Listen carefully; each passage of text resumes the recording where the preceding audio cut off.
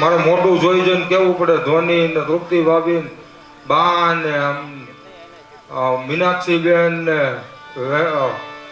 ભાવના બેન ને એટલે એ બધા બોલવામાં લાંબો સમય જશે. એટલે તમામ બહેનોનું અમે શબ્દોથી સ્વાગત કરીએ છીએ અને તમારું શિલ્ડ ઘર સુધી પહોંચી જશે. જય શ્રી શિવ જય શિવ કથા, જય શ્રી શિવ કથા,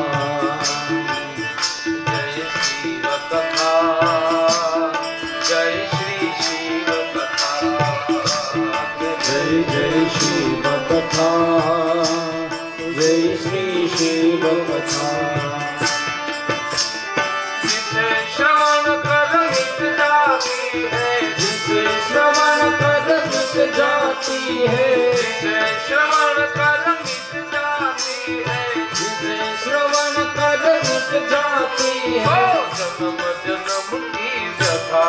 जय जय शिव कथा, जय श्री शिव कथा, जय जय शिव कथा, जय श्री शिव कथा. जय जय शिव कथा, जय श्री शिव कथा, जय जय शिव कथा, जय श्री शिव. તો ભગવાન શિવ અને પાર્વતીનો આ રીતે લગ્ન મહોત્સવ ઉજવાયો. ત્યારબાદ ઘણા વર્ષો વીત્યા, પણ શંકર અને પાર્વતીને ત્યાં એકેય દીકરો જન્મ્યો નહીં. દેવતાઓ ઉપર તારકાસુરનો ત્રાસ વધવા લાગ્યો. દેવતાઓ બધા ભેગા થઈને ભગવાન વિષ્ણુ પાસે ગયા અને કહ્યું છે કે ભગવાન મહાદેવને ઘરે દીકરો જન્મ્યો છે કે નહીં, હાલો આપણે ભગવાન મહાદેવ પાસે જઈએ. ભગવાન વિષ્ણુએ મનાઈ કરી કે કોઈ બંને માણા એકાંતમાં હોય ત્યારે એને એકાંતનો ભંગ કરાવવો તો એને પણ એના પત્નીથી વિયોગ થાય. ભગવાન વિષ્ણુએ શિવ મહાપુરાણમાં ઘણા દ્રષ્ટાંતો આપ્યા છે. કહ્યું છે કે હરિચંદ્રને એના પત્નીથી વિયોગ થયો, ગૌતમ ઋષિને એના પત્નીથી વિયોગ થયો, ઇન્દ્રને પણ એવું થયું. એમ ઘણા દ્રષ્ટાંતો આપીને કહ્યું છે. પણ દેવતાઓ માન્યા નહીં. કૈલાસ ગયા, પોકાર કરવા લાગ્યા કે હે મહાદેવ, આપ ક્યાં છો? જલ્દી બહાર આવો. ભગવાન મહાદેવ પાર્વતીને છોડીને બહાર આવ્યા. એ સમય દરમિયાન ભગવાન મહાદેવનું તેજ એ ધરતી ઉપર પડવા જાય છે. ત્યાં ઓલાનું રૂપ ધારણ કરીને અગ્નિદેવે ભગવાન મહાદેવનું એ જ તેજ ગ્રહણ કર્યું છે. હવે અગ્નિ એ દેવતાઓનું મુખ છે. અગ્નિમાં તમે જે હોમો એ જે તે દેવતાઓને પહોંચે એટલે બધા જ દેવતાઓને પોતાના પેટમાં દાહ લાગવા માંડ્યો. અગ્નિને કહ્યું છે કે તું જલ્દી ભગવાન મહાદેવનું આ તેજ એ છોડી દે. અગ્નિદેવે સવારમાં અગ્નિ પ્રજ્વલિત કરી અને પોતે પ્રગટ થયા. અને સવારનો પોરતો ગંગાના કિનારે પ્રગટ થયા. ત્યારે સપ્તઋષિઓની પત્નીઓ ગંગામાં સ્નાન કરવા માટે બ્રહ્મ મુહૂર્તમાં આવે છે. ઠંડી હોવાને લીધે બધી પત્નીઓ સ્નાન કરી અને ટાઢક મેળવવા માટે તાપણું કરવા માટે ગઈ. ત્યારે એક અરુંધતી હતા, એને ખબર પડી ગઈ કે આ અગ્નિ એની મેળાએ પ્રજ્વલિત થયો છે, કંઈ પણ આમાં કારસ્તાન હોવું જોઈએ. એ અગ્નિ પાસે ન ગયા. આ છ ઋષિ પત્નીઓ અગ્નિ પાસે ગઈ એટલે અગ્નિદેવે ભગવાન મહાદેવનું આ તેજ એ ઋષિ પત્નીઓના રૂવાટા દ્વારા એના ગર્ભમાં નાખ્યું. ઋષિ પત્નીઓ ગર્ભ અવસ્થામાં આવી એટલે ઋષિઓએ કડક સૂચના આપી કે તમે આ રીતે બની જ કેમ શકે. એ ઋષિ પત્નીઓએ ભગવાન મહાદેવનું આ તેજ હિમાલયના ખોપરા ઉપર વાંચ્યું, વમન કર્યું. હિમાલયથી પણ આ તેજ સહન ન થયું. હિમાલયે ગંગામાં વહાવ્યું, ગંગાથી પણ આ તેજ સહન ન થયું. ગંગાએ પોતાના લહેરો દ્વારા, વમળ દ્વારા એ તેજને પાણીની થપારથી ગંગાના કિનારા ઉપર એક કાસડાનું થૂંભડું હતું, એમાં આ તેજને વહાવ્યું. અને જેવું તેજ ભગવાન મહાદેવનું એ શુક્ર એક ખડના થૂંભડામાં, કાસડાના થૂંભડામાં પડ્યું એટલે તરત ત્યાં એક બાળક પ્રગટ થયો. બાળક રડવા લાગ્યો. બાળકને રડતા જોઈને એ સમયે વિશ્વામિત્ર બાપજી ત્યાં આવે છે. વિશ્વામિત્ર બાપજીને આ બાળક કહે તમે મારા જન્મના સંસ્કાર કરાવો. ત્યારે વિશ્વામિત્ર કહે હું ગાંધીરાજાનો દીકરો છું, રાજર્ષિ છું, હજી બ્રહ્મર્ષિ બન્યો નથી. બોલે તમે મારા સંસ્કાર કરાવો એટલે તમે બ્રહ્મર્ષિ બની જશો. આમ વિશ્વામિત્ર બાપજી આ કાર્તિક સ્વામીના સંસ્કાર કરાવે છે. એ સમય દરમિયાન કાર્તિક સ્વામી એક પર્વત ઉપર કૌંત પર્વત ઉપર જાય છે. શ્વેત નામના અગ્નિ એને એક શક્તિ આપે છે અને એ શક્તિના લીધે એ કૌંત પર્વતની જે ટોચ હતી એને તોડે છે અને એમાં એટલો બધો ભયંકર અવાજ થયો. ત્યાં 18 પદ્મ જેટલા રાક્ષસો હતા. એની સાથે આ બાળક કાર્તિક સ્વામી લડે છે. હાહાકાર થયો અને ઇન્દ્રને ખ્યાલ આવ્યો કે આ કોણ એવો બાળક છે જે એકલો બાળક 18 પદ્મ રાક્ષસોને મારી નાખે. એટલે ઇન્દ્ર પોતે એની સામે લડવા આવ્યા. વજ્રનો ઘા કર્યો. કાર્તિક સ્વામીના ડાબા પડખામાં વજ્ર વાગ્યું એટલે એમાંથી વિશાખ નામનો એક ગણ પ્રગટ થયો. જમણા પડખામાં વજ્ર વાગ્યું એટલે એમાં શાખ નામનો ગણ પ્રગટ થયો અને જ્યાં હૃદયમાં આ વજ્ર વાગ્યું નૈગમન નામનો એક ગણ પ્રગટ થયો અને ઇન્દ્રને થયું કે આ કોઈ વજ્રથી મરે નહીં એવો આ સામાન્ય બાળક છે નહીં. અને જ્યાં ધ્યાન કરીને જોયું કરાલ ભાલ રંગ મંગલંગ માંગ ભૂપ્રભાત દિગ્પાલ લોચના એવા ભગવાન મહાદેવ એની નજરે ચડ્યા. ઓ આ તો ભગવાન મહાદેવનું સંતાન છે. પ્રણામ કરીને ઇન્દ્ર લોકમાં ઇન્દ્ર જતા રહ્યા. અહીંયા 6 કૃતિકાઓ રમતા રમતા ત્યાં આવી એની નજરે આ બાળક ચડ્યો. 6 કૃતિકાઓએ આ બાળકને પાળી પોષીને મોટો કર્યો. સમય ગયો. એક દિવસનો સમય છે. આ 6 કૃતિકાઓને એમ થયું કે આ બાળકને હું પૈપાન કરાવું. બીજી કૃતિકા કહે હું પૈપાન કરાવું. 6 કૃતિકાઓ વચ્ચે સ્પર્ધા થઈ એટલે બાળક કાર્તિકને થયું કે આ બધી માતાઓ જો આમ પરસ્પર સ્પર્ધા કરશે એટલે કાર્તિક સ્વામીએ પોતાના 6 મુખ કર્યા અને 6 માતાઓને સંતોષ આપ્યો. એટલે આ કાર્તિક સ્વામીનું એક નામ થયું ષડાનંદ. અહીંયા કૌંત પર્વત ઉપર કાર્તિક સ્વામી રહે છે. ત્યાં માને ખબર પડી કે ભગવાન મહાદેવનું એ તેજ એળે ન જાય. ક્યાંક ને ક્યાંક મારો દીકરો જન્મ્યો હશે. દેવતાઓને બોલાવો. ભગવાન મહાદેવે દેવતાઓને બોલાવ્યા. બધાય દેવતાઓએ પોતપોતાની રીતે આ દીકરો ક્યાં છે એ કહ્યું. અંતે સૂર્ય ભગવાન કહે છે કે મેં ગંગાના કિનારાની બાજુમાં આ દીકરાને જોયો હતો અને અત્યારે 6 કૃતિકાઓ કૌંચ પર્વત ઉપર એને પાળી પોષીને મોટો કરે છે. વીરભદ્ર નંદિકેશ્વર અને અનેક ગણોને રથ લઈને મોકલે છે દીકરાને લેવા માટે. અહીંયા દીકરો માં પાસે જાશે અને કાર્તિક સ્વામી જ્યારે પોતાની પાસેથી જશે એવું કૃતિકાઓને થયું. કૃતિકાઓ બેભાન થઈ છે. કાર્તિક સ્વામી કહે હું તમારી પાસે પાછો પરત આવીશ. રથમાં બેસી અને કાર્તિક સ્વામી પોતે માના ઘરે એટલે કે કૈલાસ પધારે છે. આજ માને એનો દીકરો આવે છે એટલે હરખનો કોઈ પાર નથી. અને શેરી વળાવી સજ કરું ઘરે આવો આ શેરી વળાવી સજ કરું. અહીંયા કથા પૂરી થાય પછી જશો નહીં મારા વાલા. અહીંયા પૂજ્યપાદ રામ મનોહર બાપુ પધાર્યા છે અને એના ભજન કીર્તન અહીંયા રાખ્યા છે. તો રામ મનોહર બાપુના ભજન સાંભળીને પછી બધા જજો. અહીંયા માએ શેરી વળાવી સજ કરી. કાર્તિક સ્વામી આવ્યા છે. બધાને ખૂબ આનંદ થયો છે. બધા દેવતાઓ પધાર્યા છે. પુષ્પની વૃષ્ટિ કરી છે. દેવતાઓએ કાર્તિક સ્વામીને પોતપોતાની પાસે રહેલા બધા શસ્ત્રો આપ્યા છે અને હવે કહ્યું છે કે હે માં તારી દીકરાને અમે બધાય શસ્ત્રો આપ્યા. માતાજી રાજી થઈને કહ્યું છે કે હે દેવતાઓ માંગો તમારે શું જોઈએ. દેવતાઓને એટલું જ જોતું હતું એટલે કહ્યું છે કે તારા દીકરાને અમારો સેનાપતિ બનાવો જેથી કરીને અમે તારકાસુરને મારી શકીએ. માએ બહુ આનંદથી દીકરાને સેનાપતિ બનાવ્યો છે. તારકાસુરની સામે ભયંકર યુદ્ધ થયું. દેવતાઓ બધા હારવા લાગ્યા. કાર્તિક સ્વામી પોતે એની સામે લડવા ગયા. તારકાસુર બોલ્યો છે બહુ સરસ. તારકાસુર કહે છે કે હે દેવતાઓ અજર અમર છો છતાંય એક નાના બાળકને તમે મારી સામે લડવા મોકલો છો. કાર્તિક સ્વામી બોલ્યા છે કે યુદ્ધના રણના મેદાનમાં કોણ નાનો કોણ મોટો એ તારો હિસાબ જ ખોટો. અહીંયા તો જેના હાથમાં શસ્ત્રમાં ભયંકર યુદ્ધ થયું. તારકાસુર મરાયો. જય જયકાર થયો. એક વખતનો સમય છે. માં પાર્વતીજી સ્નાન કરવા બેઠા છે અને એમાં અચાનક અચાનક ભગવાન શંકર આવી જતા પોતે લજ્જિત થયા, શરમાયા છે. અને જયા અને વિજયા નામની બંને સખીઓએ માતાજીને કહ્યું છે કે માં, તમે જ્યારે આમ સ્નાન કરવા બેઠા હોય ને જો મહાદેવ પાર્વતી આવી જાય તો આપણા દરવાજે આપણો કોઈ સેવક બેઠો હોય તો મહાદેવને આવવા ન દે, માટે આપણો કોઈ ગણ પ્રગટ કરો. એટલું કહ્યું એટલે ભગવાન મહાદેવને આવવા ન દે અથવા તો બીજા કોઈને પોતાના ઘરમાં પ્રવેશ કરવા ન દે. એટલે દરવાન માટે માતાજીએ પોતાના શરીર ઉપરનો મેલ ઉતાર્યો. હવે એટલો બધો મેલ કાંઈ માતાજીના શરીર ઉપર હોય કે એક આખું પૂતળું બને? પણ હાથો શબ્દ છે મહેર. મ મરચાનો મ અડધો, હરણિયાનો હ, ઉપર લીટો ને ર. મારી પાસે સ્લેટ અને પેન નથી, નહીતર હું તમને મહેર લખીને બતાવત.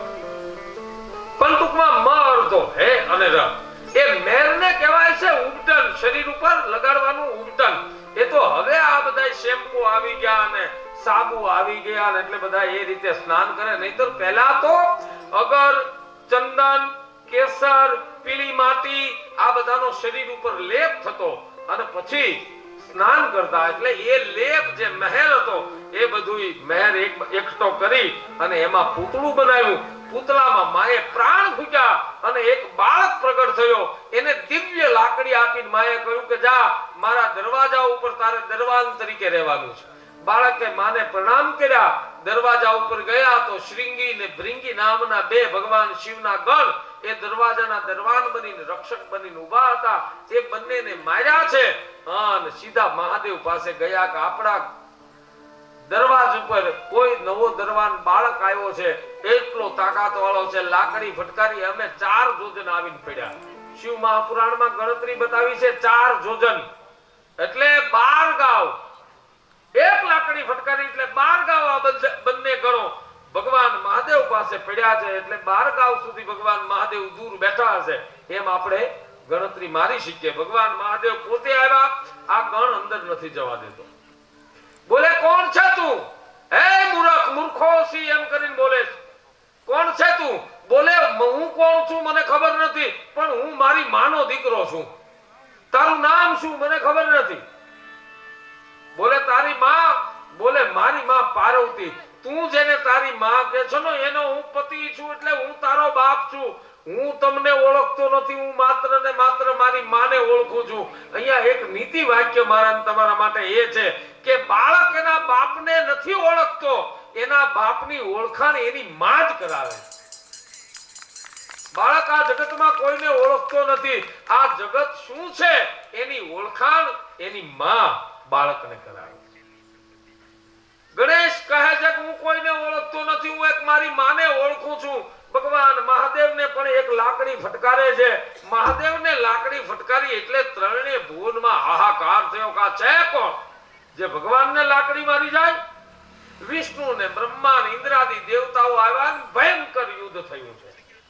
આ એક બાળક, એની સામે બધા જ દેવતાઓ, ભયંકર યુદ્ધ થયું, કોલાહલ થયો. એટલે અંદરથી જયા અને વિજયા નામની સખીઓ બહાર આવીને જુએ છે તો આ દીકરો એકલો લડે છે અને બધાય દેવતાઓને હરાવે છે. હરખથી માં પાર્વતીને કહે છે કે આપણો દીકરો એટલો બધો તેજસ્વી અને તાકાતવાળો છે જે બધાય દેવતાઓને હરાવે છે. ભગવાન વિષ્ણુ પોતે કાયદેબાજ. એને વિચાર કરો કે આ રીતે દીકરાને મારી શકાશે નહીં આ બાળકને. ભગવાન શંકરને કહે કે હું એને લડતા લડતા ઉત્તર દિશા તરફ જ્યારે લઈ જાઉં ત્યારે તમે તમારા વિજય નામના ત્રિશૂળથી આ બાળકનું ધડથી મસ્તક જુદું કરી નાખો. ભગવાન મહાદેવ સંમત થયા. વિષ્ણુ ભગવાન પોતાની ગદાને બાળક સામે લડવા માટે ગયા. એ બાળક વિષ્ણુ સામે લડે છે એ સમય દરમિયાન મોકો લઈ ભગવાન શિવજીએ ત્રિશૂળનો ઘા કર્યો. ધડથી મસ્તક જુદું થયું. મસ્તક આકાશમાં ઉડ્યું. આકાશમાં રહેલા ચંદ્રમાએ પોતાની પાસે રહેલું જે અમૃતનો કુંભ હતો એની ઉપર આ મસ્તકને સાચવી રાખ્યું. અને દેવતાઓ જય ઘોષ કરવા લાગ્યા. એટલે માને ખબર પડ્યો કે દેવતાઓ કેમ જય ઘોષ કહે છે. પેલી દાસીએ આવી અને માં પાર્વતીને સમાચાર આપ્યા કે દેવતાઓએ ભેગા મળી અને માં આપણા દીકરાને મારી નાખ્યો છે. જા પોતાના દીકરાને મારી નાખ્યો. એટલી વાત સાંભળી એટલે કોપાયમાન થયા છે માં જગદંબા. અને વિકરાળ રૂપ ધારણ કર્યું. કરતાય કોપ કરે નહીં અને કોપ ઘીએ જડ જાય. કાકર ભેળા ટુકડા અખિલ બ્રહ્માંડ ઉડી જાય. ઈ કરતા કોપ કરે નહીં કોપ ઘીએ જડ જાય. વિકરાળ રૂપ ધારણ કરી અને જ્યાં બાર આવ્યા છે ને પોતાના દીકરાને જ્યાં મરેલો જોયો છે અને ભયંકર રૂપ ધારણ કર્યું. એટલા બધા ક્રોધમાં આવ્યા, આંખોમાંથી એની જ્વાળાઓ ભભકવા લાગી છે. અને પછી તો એક કથા તો એવી આવે છે દેવી ભાગવતમાં, બાપુ કે એ માતાજીએ ત્રીજું નેત્ર ખોલ્યું અને ત્રીજા નેત્રથી જગતને બાળવા માંડ્યા. ત્યાં સુધીમાં હજી ભગવાન શંકરને ત્રીજું નેત્ર નહોતું એમ કહે છે. એ જ્યારે કોપાયમાન છે એ કથા બીજી છે. આ ગણપતિના વખતે જે કથા આવે એ કથા ત્યારે હતી નહીં, એ કલ્પભેદની કથા છે. પણ જ્યારે માતાજીને, પરાશક્તિને, પરાઅંબાને એ ત્રણ નેત્રો હતા અને પછી ત્રીજા નેત્રથી જ્યારે બધાને બાળીને ભસ્મ કરવા માંડ્યા ત્યારે દેવતાઓએ પ્રાર્થના કરી અને માતાજીને કહ્યું થોડાક શાંત થાવ. પછી શાંત થયા અને માતાજીએ કહ્યું કે હવે માંગો તમારે શું જોઈએ. ત્યારે ભગવાન શંકરે માંગ્યું છે કે અમારે બીજું કાંઈ નથી જોતું, આ ત્રીજું નેત્ર મને આપી દો. પછી ભગવાન શંકરને આદિ શક્તિ તરફથી આ ત્રીજું નેત્ર મળ્યું છે. એવી એક કથા આવે છે. હવે અહીંયા માતાજીને શાંત કરવા માટે દેવતાઓએ કહ્યું માં અમે તારા દીકરાને જીવતો કરી દઈએ તો વાંધો નહીં. અને પછી ઉત્તર દિશા તરફ ઇન્દ્રને મોકલ્યો છે. ઇન્દ્ર એક હાથીનું મસ્તક લઈને આવ્યો. ભગવાન શિવજીએ એની ઉપર બ્રહ્મજળથી તેજથી એને પ્રોક્ષણ કર્યું. આ બાળકના જળને એની ઉપર હાથીનું મસ્તક લગાવ્યું. બાળક જીવંત થયો. બધા જ દેવતાઓએ આ બાળકને આશીર્વાદ આપ્યા. માને કહ્યું છે કે સૌથી પહેલા પૂજા તારા દીકરાની થશે, પછી અમે બધી જ પૂજા સ્વીકારશું. એમ ગણપતિ અને કાર્તિક સ્વામી બંને બેઠા છે અને ત્યારે ખૂબ આનંદ થયો. હવે પ્રશ્ન એ થાય કે આ મસ્તકનું શું થયું? એ મસ્તક અમૃતના કુંભ ઉપર પડવાને લીધે એમાંથી એને શ્રીફળ થયું છે. એટલે આજે પણ આપણે ભગવાન મહાદેવના મંદિરે શ્રીફળને વધેરતા નથી, માત્ર દેડવી અને એના ચરણમાં ધરી દઈએ. આખું લીલું નાળિયેર એમાંય છે. બીજી કથા પેલા હાથીના ધડનું શું થયું? તો એની બે કથા છે. હાથીનો ધડ એ બાજોઠ બન્યો જેની ઉપર આપણે ગણપતિ મહારાજને કાયમ પધરાવીએ છીએ.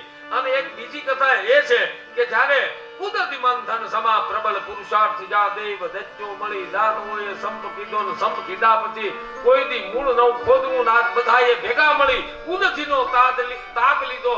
સમુદ્ર મંથન જ્યારે કર્યું ત્યારે એ મેરુ પર્વતનો રવિયો નવકુળ નાગના નેત્રા કર્યા.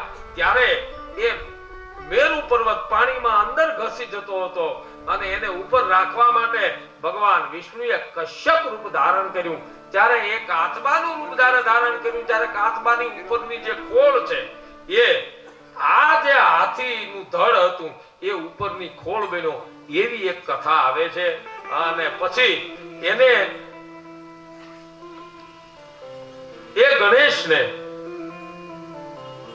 મૂષક એટલે કે પેલો ઉંદર એને મળ્યો. માતાજી પાર્વતી પિતા મહાદેવા જય ગણેશ જય ગણેશ દેવા માતા જાગી પાર્વતી પિતા જય ગણેશ જય ગણેશ જય ગણેશ દેવા માતા જાગી પાર્વતી પિતા મહાદેવા એકદંત દયાવંત ચાર ભુજાધારી એકદંત દયાવંત ચાર ભુજાધારી માથે પર તિલક સોહે મૂષક કી સવારી માથે पे तिलक सोहे मूषक की सवारी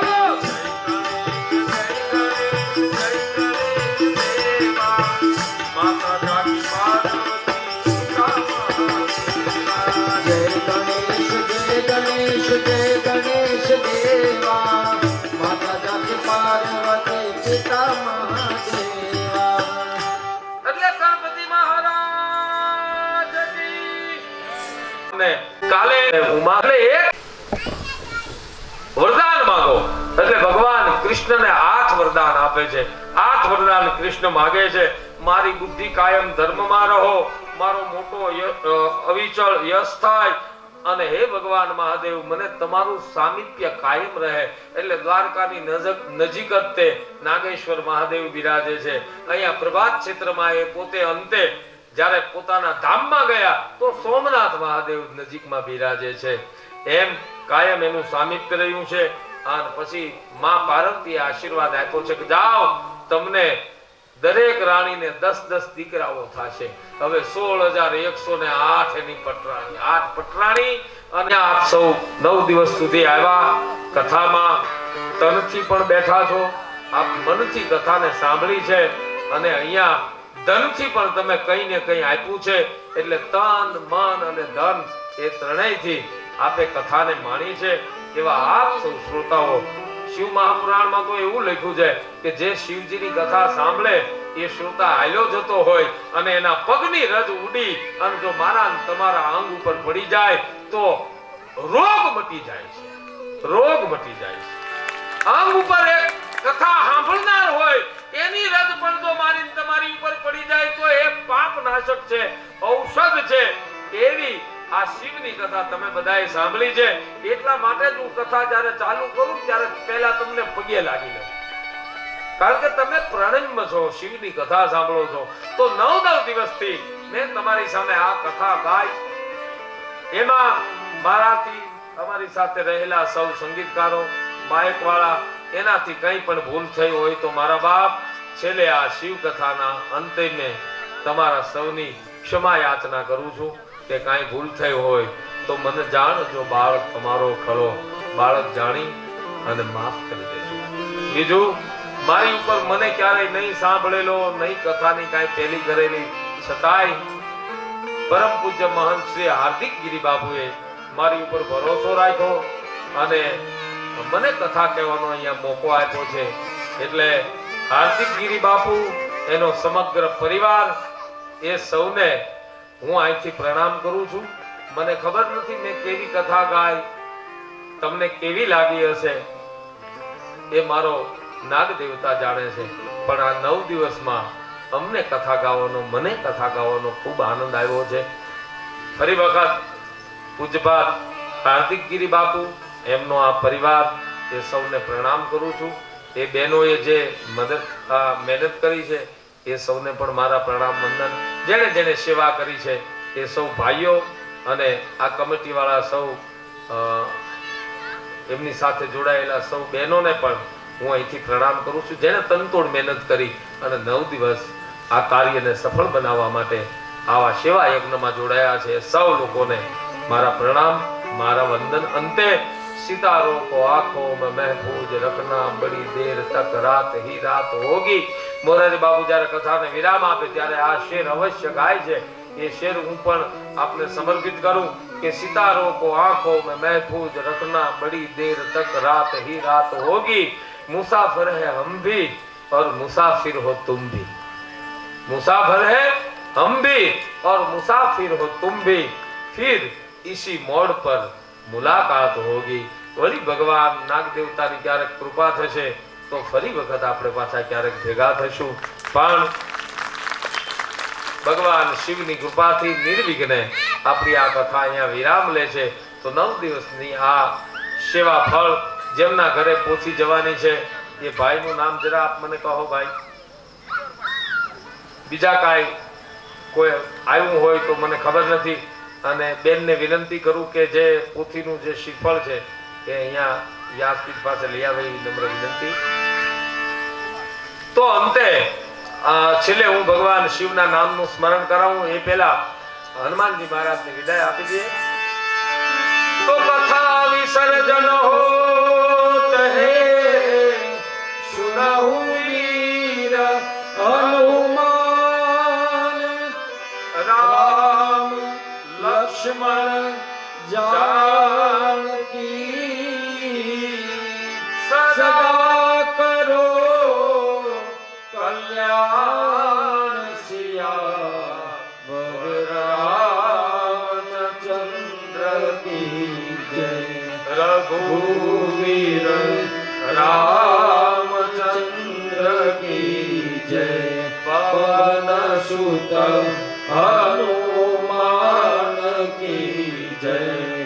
उमापति महादेव की जय।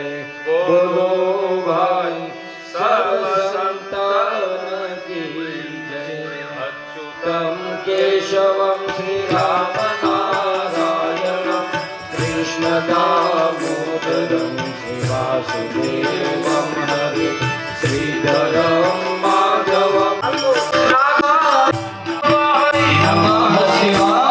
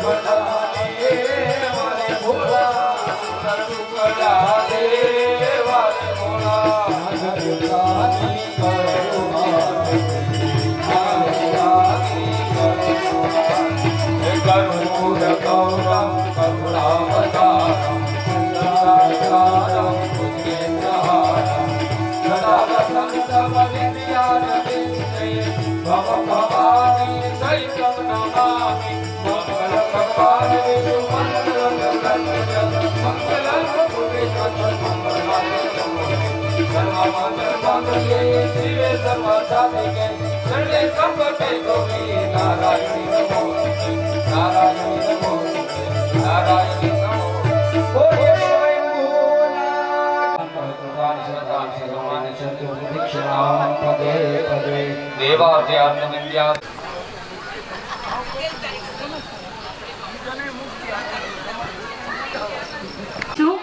અને સાથે સાથે બાપુને એ પણ કહીએ કે અમારા અને અમારા પરિવાર તરફથી કંઈ પણ નાની મોટી ભૂલચૂક થઈ હોય તો અમે માફી પણ માગીએ છીએ બાપુ. અહીંયા જે પણ ટીમે કામ કર્યું છે તમામ ટીમના ભાઈઓનો અમે હૃદયથી મહંત પરિવાર તરફથી અમે આભાર માનીએ છીએ. આજ અધૂરું હતું તેવા તમામ ભાઈઓ કમિટીના ભાઈઓનો પણ ખૂબ ખૂબ આભાર માનીએ છીએ. તમામ બહેનોનો પણ અમે ખૂબ ખૂબ આભાર માનીએ છીએ. જાગૃતિબેન, વીણાબેન, સાર્વજનિક સરસ કાર્ય થયા કરે એવી નાગદેવતાને પ્રાર્થના કરીએ છીએ. ખૂબ સરસ કાર્યક્રમો આવા થવા જોઈએ અને વારંવાર આપણે જનકગીરી બાપુને પણ બોલાવીશું અહીંયા. બાપુ જાય છે, ખરેખર એવું થાય છે કે આજે કાલથી આપણને કોઈને ગમશે નહીં, પણ ખરેખર બાપુનો ખૂબ ખૂબ આભાર માનીએ છીએ, તમામ વ્યક્તિઓનો આભાર માનીએ છીએ.